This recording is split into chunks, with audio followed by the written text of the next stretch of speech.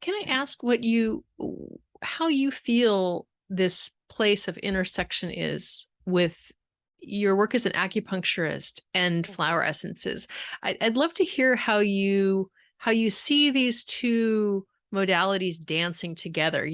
What do one add to the other, and how do they show up in your practice as a dancing partner pair? Yeah, that's a great analogy. Well, my practice started with flower essence therapy, and then I brought the acupuncture in later.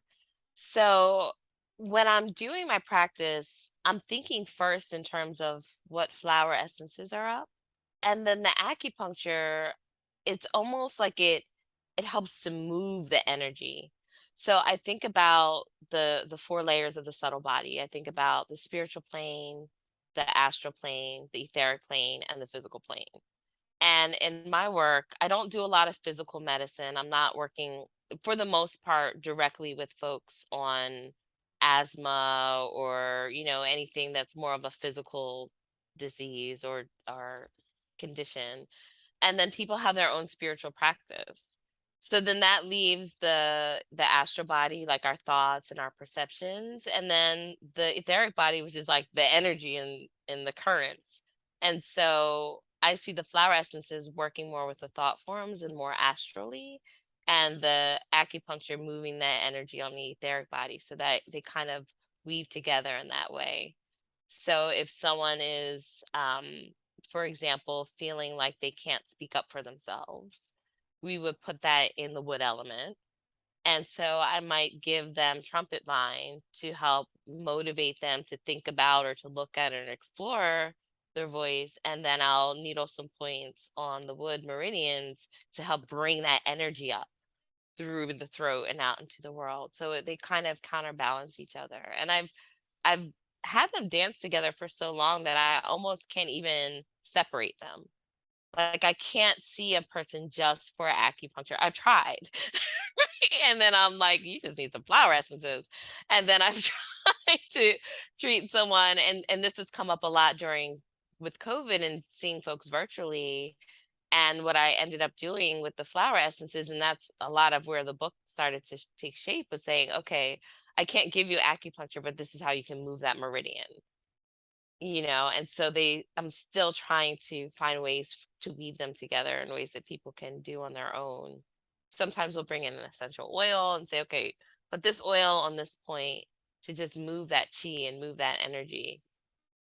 But they do like really balance and speak to each other in, I think, a really clear way. It seems so synergistic. When you saw people in person, were you giving them the essence, like, to take right there during the treatment, or Mm-mm. was it more something you did the acupuncture and then they went home with the essences to take They went ongoing? home with the essences to take. The way that I have my practice is that, and this is a little different, I think, for some acupuncturists that will see a patient every week or multiple times a week. And in my practice, because I'm really centered on soul work, I see people twice a month, usually around the new moon and usually around the full moon. And so they would come in for acupuncture. And then if I had the essence for them, they would take it with them then. If I was going to create a custom blend, that would come a couple of days later. And I would ask them to work with the flower essence in the week or week and a half and then come back at that next point and we would talk about what came up and like see what was cleared and see what needed to move from there. I did for some time. There are, I think, some flower essences that work really well topically. And I know that there's a few different books about that as well, but I haven't done that as much in my practice. I tend to use essential oils topically more with the acupuncture points than the flower essences. But it's really beautiful because there's some points that act very similar to a flower essence, right? So you have your acupressure points and they have their physical manifestation, they have their emotional manifestation, and then they have their spiritual manifestation. So there's this one point that's called the gate of hope. And it would literally work just like a flower essence. Like I would needle this point, I would leave someone And then I would come back at the end of their 30 minutes and they would say, I had this idea, or I was thinking about this. And I was like, oh, it's like gorse. It's like, it's like you could kind of see that synergism in terms of how thought and perception changes in response to these really subtle medicines. So it's been Brilliant. really fun. Yeah, that's interesting to sort of see how you're getting these to interact with your cases. One thing that I heard and I loved hearing about, because with essences, so often people tend to kind of forget the need for that follow up and debrief. Yeah. It's like you just take the essence and then you're just gone. No, it's a Mhm. relationship, and paying attention to that in the way that you create this container and this chalice for your clients, that you offer this. So what's going on? So what changed? What sort of experience Yes. did you have with this essence or with that last session? And so I love hearing that you're giving them that support, because so much of this soul medicine requires this mirrored attention, where of Yeah. being able to see what's happening, what's changing, because internally we forget our own things. We totally forget, like, oh, this last week it was driving me crazy, and now I'm like on to the new thing, Right. so we, There's something we else driving miss me our crazy. progress, right? Yeah. Yeah. Yeah. It's true. And that's one of, with the flower essence training that I facilitate, it's really a strong, heavy emphasis on clinical practice, because there's flower essences as like a symptomatic self-help. Everybody should have them in their cabinet. Yes, we should all use flower essences for all of the soul hiccups that we have. And then there's the practice of guiding someone through these archetypal shifts over time, and those are very different things.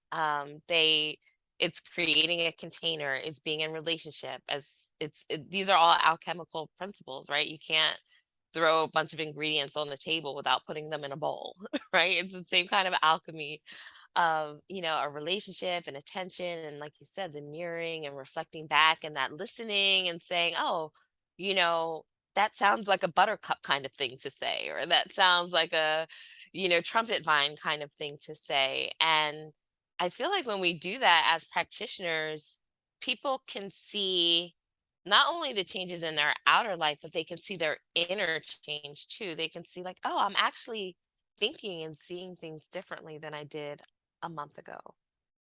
My perspective has changed, my awareness has changed. And that's, like you said, it's hard to see on your own. I journal and I'll look back at my journal from like a year ago and I'm like, oh, wow, you know? So having someone reflect that back in real time, I think is, you can't really beat that. It's so important. And I mean, I can't tell you how many times I experienced that in my practice, that having that follow-up conversation, that check-in, so important, because people just usually don't see what's changed until they talk about it, and see that through the eyes of the practitioner. Hmm. um and they see, oh wow, you know what, this changed for me and I didn't Hmm. even realize it. Or this is happening now and I just realized the connection, because Right. it doesn't, that realization, it never happens real time. It's such a Right. subtle therapy. It's such a subtle therapy and powerful. Like, when I sometimes see the differences either in my clients or in myself, I'm like, wow, like they're so unassuming. You just like, oh, well, I'm just putting these little drops in my water. And then you're like, no, my whole entire life is different right now. What just happened? And then the flower essence is like, I did that. Yes, thank you. Yeah, isn't that so funny? But that's the way that nature works. It doesn't work, usually the good changes in nature don't happen instantaneously. They happen Right, over the season, they happen over time, the bad right. changes of a tree falling on your house. Well, that can happen in an instant, but Yeah. the That's not the growth kind and of change you flowering, want. it's not good change. It's scary change. Yeah, so so being able to watch those changes by, if working with a practitioner or working with an acupuncturist isn't accessible to you, like you say, journaling is a Hmm. is a great way, or even even just buddying with a friend who's on a similar path with you, that you Yeah. can offer this sort of peer-to-peer reflection back and forth, is a beautiful way to work with this medicine. Yeah, I love that. Like accountability partners, and like different than just calling someone and saying, this is what I'm going through. But like really being intentional, like every new moon or every month on the 10th, we're gonna check in. And that can be really, really therapeutic. I mean, it's like a book club times 1,000. It's in having that kind of intention is really nice. And then I also think that classes, create that too, like that kind of accountability. A lot of depending on the class, sometimes that might be more accessible than doing something one-on-one. So having just other people that are in a process with you, I know that that can be really therapeutic, or it has been for me.